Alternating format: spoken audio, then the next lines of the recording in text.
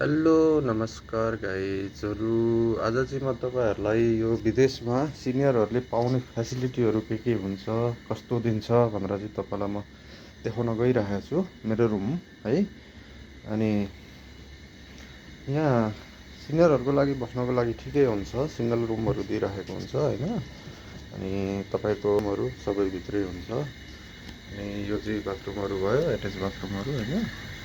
अनि यस्तो हुन्छ तपाईँको अब यो जुत्ता राख्ने ऱ्याकहरू भयो, तपाईँको यो भयो यो होइन। अब यो एसीहरू, अनि यो बेड भयो होइन।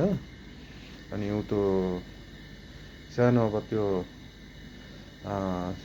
नाइट लाइटहरू भयो, कपबोर्ड भयो होइन। अब यो टेबल भइगयो, चेयर भइगयो। अनि तपाईँको यो यही फ्रिजहरू भयो। अनि यही छ अरू।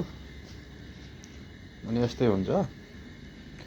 अनि अब कपबोर्डहरू, अनि यो नेटहरू सबै जोडिदिएको हुन्छ।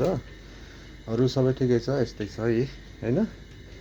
यसरी नै अब प्रायः बाहिर सिनियरहरूको चाहिँ यस्तै हुन्छ रुमहरू गाइजहरू है। अनि यसो सर र हेर्नुहोस्, यस्तो यस्तो हुन्छ होइन। तर स्मोकिङहरू गर्नु पाउँदैन। अब इमर्जेन्सी नम्बरहरू सबै डिटेल्स यहाँ राखिदिएको हुन्छ। तपाईँको रुम इन्सपेक्सन डेटहरू यसरी हुन्छ, इन्सपेक्सन गर्न नि आउँछ होइन। सबै इलेक्ट्रिक यो सामानहरू भयो जति पनि सबै गरेको राखेको हुन्छ। त्यहाँ हेर्नुहोस् त एक्जिट इमर्जेन्सी। यो अब स्मोकिङहरू भित्र गऱ्यो भनेदेखि तपाईँको यो ट्याटा गर्छ। अब हेर्नु है सबै होइन। इमर्जेन्सी अलार्म भयो, यो स्मोकिङको भयो, डिटेक्टर भयो। अनि यस्तै। अनि जाडो महिनाको लागि चाहिँ फेरि यो हिटरहरू पनि राखिदिएको हुन्छ है त गाइज। त्यो अब तपाईँहरूलाई डस्टबिनहरू त्यहाँ हुन्छ होइन। त्यही छ ल। यहाँको भनेको यस्तै छ, यसरी नै बसिएको छ। तपाईँहरूको के कसरी दिनहरू बितिरहेको छ, तपाईँहरूको दिन शुभ बितोस्। भिडियोलाई धेरै माया गर्नुहोस्,